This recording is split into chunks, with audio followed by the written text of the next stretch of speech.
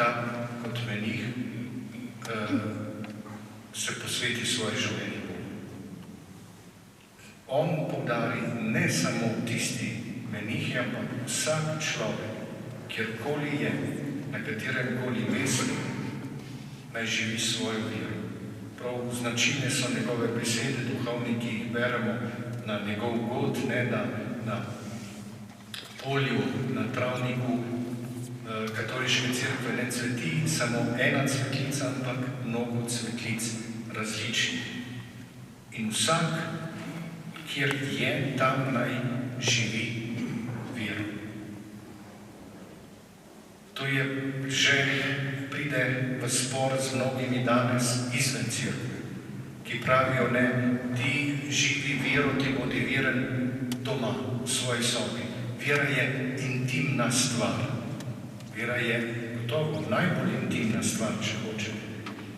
Ampak to, kar je globoko in najbolj globoko v tebi, boš dal tudi na vzven.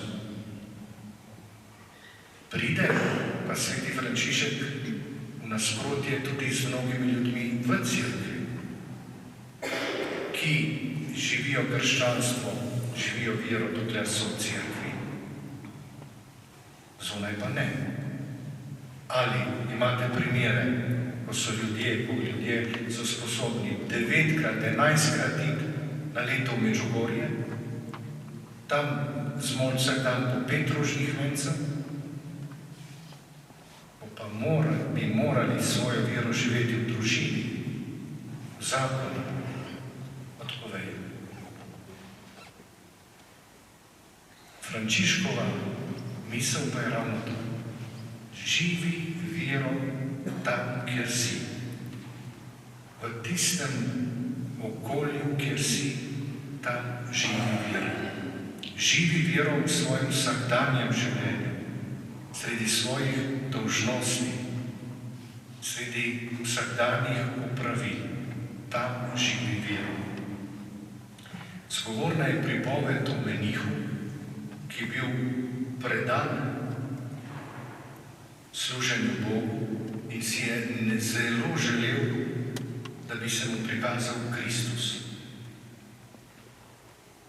In dolgo je v sebi gojil to željo, dokler nekega dne res, ko moli v svoji celici, se mu prikaže ostali Kristus. Ves vesel želi zdaj, kot pri Faustu, trenutek ustavi se, kako si lep. Zdaj se ustavi, ker mi je tako lepo z Gospodom. Ampak ravno takrat pozvoni zvonec, samostanski zvonec, ki ga opomni, da mora iti, ker je on danes na vrsti, dajati hrano revežem, ki čakajo pred samostanskimi vrati. In ne ve, kaj naj naredi. Naj pusti videnje, ker mu je tako lepo, ker je to videnje konec koncev sad tudi njegovega dolgoletnega življenja z Bogom. Ali naj gre delati to, kar je njegova dolžnost, streči revežem, ki čakajo pred samostanom. In odloči se, da gre streči. Postreže, da hrano revežem in se vrača proti celici in se sprašuje, ali bom, ko bom prišel v celico, me bo Kristus še čakal. Najbrž mogoče je, da bo šel, se bo užalil. In odpre vrata in Kristus, prikazan Kristusa ostalega, je še zmeraj tam. In Kristus mu reče, sem tukaj zato, ker si šel izpolnjevati, kar je tvoja dolžnost, ker si opravil, kar je tvoje delo. Če tega ne bi naredil, bi te ne počakal, ne bi bil tukaj. Če tega ne bi naredil, ne bi bil tukaj. S tem je dal jasno sporočilo.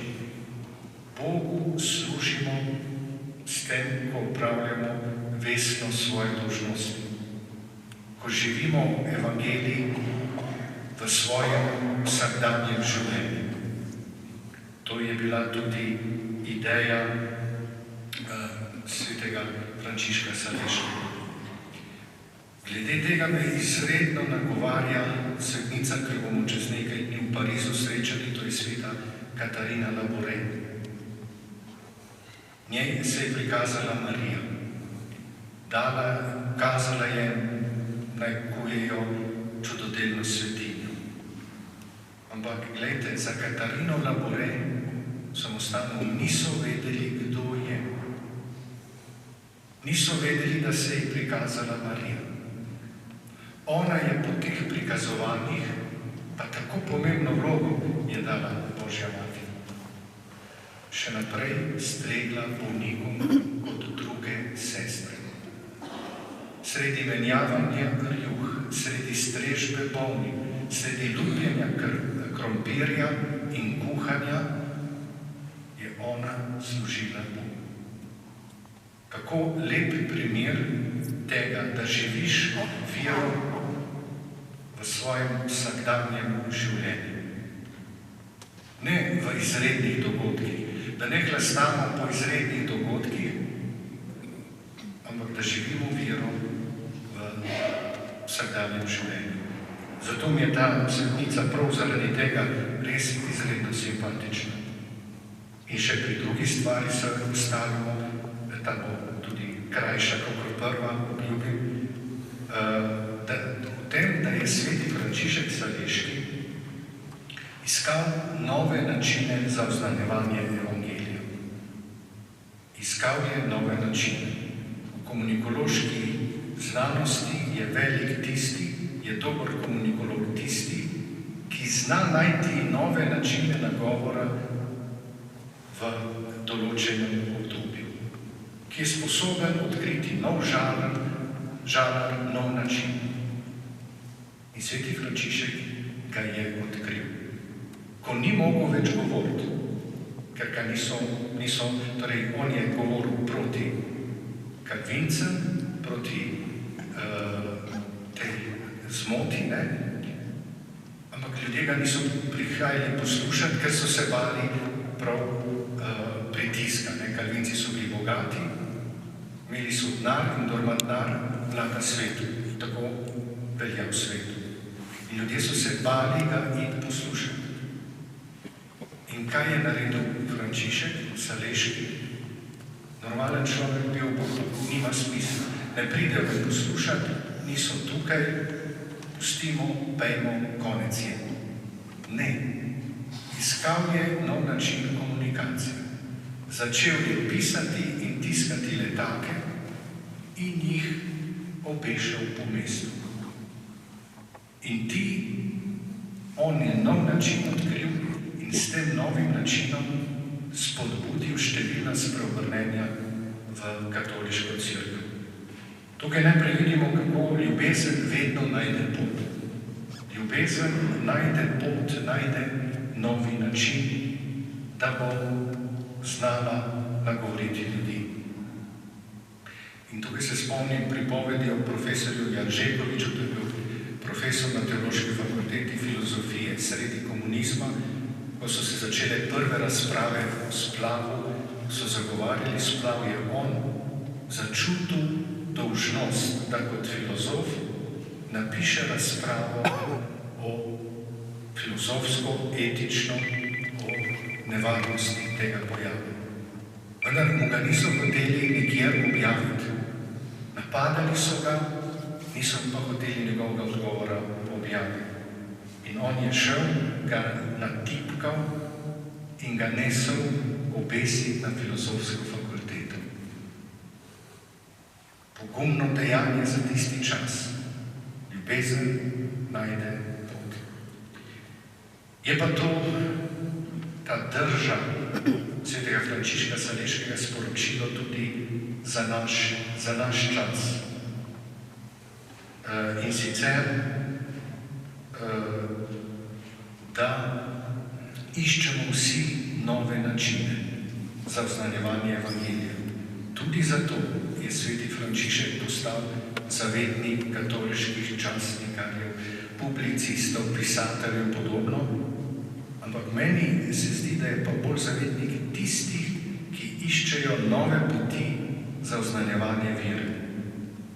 In ga danes pri maši prosimo prav to, da bi v okolju, kjer smo, v okolju naših družin, kjer je včasih tako težko oznanjati evangelij, posredovati vero otrokom, vnukom. Naj nam ta svetnik, ki je znal najti novo pot za oznanjevanje, tudi nam stoji ob strani in nam pomaga, da bomo zmogli najti novo pot za oznanjevanje evangelija in naj nam pomaga oznaniti na pravi način, tako da bomo dosegli srce